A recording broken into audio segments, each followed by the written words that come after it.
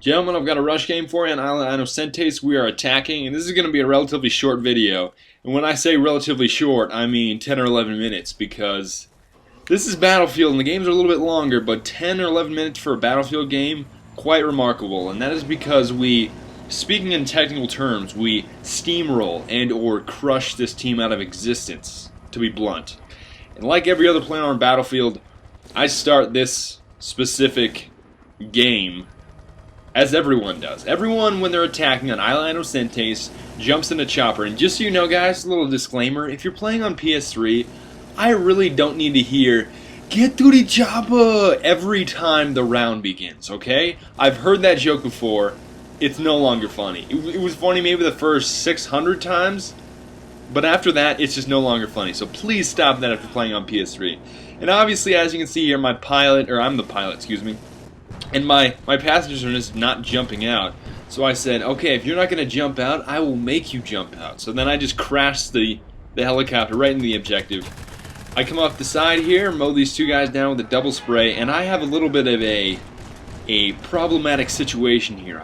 I'm somehow unable to jump over this tail rotor, but then again, it's my fault because I crashed the thing right smack dab beside the objective. So I say, let's just run around it. And I thought this guy here, my teammate in blue, I thought he was going to arm the objective, and I was ready for him to arm the objective, but I guess not.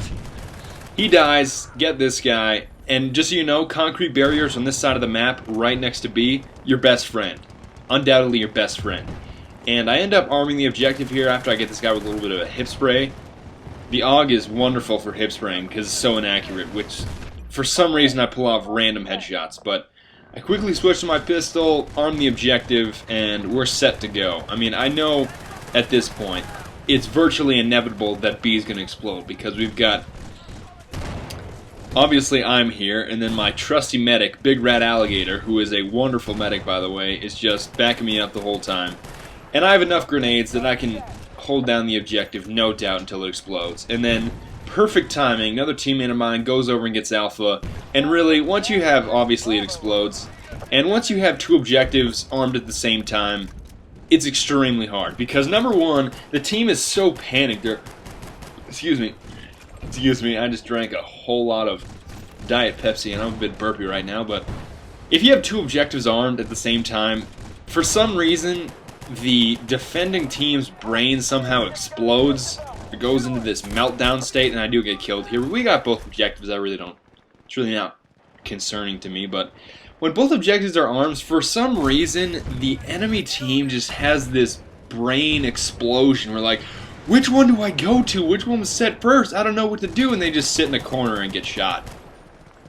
And it's really just a crippling tactic if you can arm them both at the same time. Virtually guaranteed that you're going to get at least one, and oftentimes you're going to get both of them.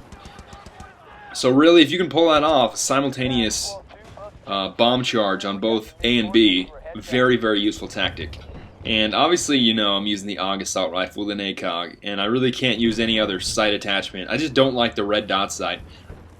Like, if I'm going to use a red dot sight on a gun, I just don't. I would just rather use an iron sight and then use some other specialization, because a red dot obviously does not give you a zoom.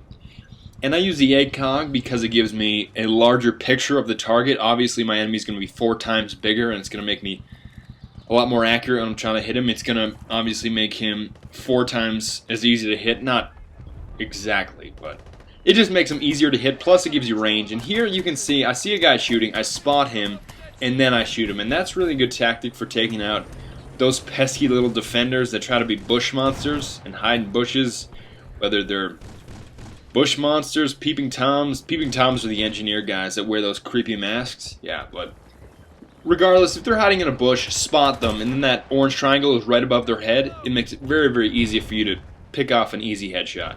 Just a little tip for taking out those guys that like to become a bush. Just, I'm a bush, don't look at me, I'm a bush. Don't look at me, don't look at me, I'm a bush. They like to play that game often in Isla Inocentes and other maps such as Laguna Presa, but we pull up here, and then somehow, I believe the guy came over on a Sea-Doo, but the guy, one of my teammates, got Bravo very quickly, extremely quickly, and we couldn't quite back him up because we weren't that far ahead yet. He kind of got carried away, but I do admire his speed and his efficiency. I've got quite the asinine play coming up here. And obviously Big Red Alligator is going to arm the objective, and then I'm going to guard the doorway because that's a frequent place that the enemy's going to enter from. And since I'm a Battlefield player, I don't even need to know how to open doors. I just knife doors open, like so. I still have 20 shots in this clip after I miss this guy, but then I decide to pull up my pistol for some reason, even though it's not needed, but I got these two guys. And the MP443 Glock is absolutely fantastic because it's got an extremely high clip size, and you can fire as fast as you can pull the trigger. Other pistols are not like that. For example, the 45 and the MP412 Rex, there's a delay in when you can pull the trigger. So by that token, I think the MP443 Glock is one of the better pistols, but I have to say, some of the higher powered pistols just annoy me because they're so powerful. But they're balanced by a small clip size and a low rate of fire. But I just tend to prefer the Glock just because it's got such a high clip size. It's low damage, but it's reasonable damage, and then I can pull it, or I can shoot as fast as I can pull the trigger. So it's a win-win for me. Now, moving on, we get both objectives here, and I have a little Rambo moment coming up where it's not exactly amazing, it's not tremendously breathtaking or anything, but just pay attention to what I do with my hands. I get this guy directly in the rectal section, and then I think I got too excited, and I switched my weapon twice within rapid succession, and obviously you can see I got shot in the face by the same guy that killed me previously. And I'm not concerned, because I will get a revenge kill on him later, and I will enjoy every waking moment of it. Now, Big Red Alligator here, bless his soul, he's trying to find my body to revive me, but he can't find it because my body's already melted into the abyss, which happens quite a bit in Battlefield. And as we proceed down to this final set of objectives, A and B as they always are, I usually like to come up this left side. Now, don't do this every time. I'm not saying, oh, do this every time. It will work every time. It won't.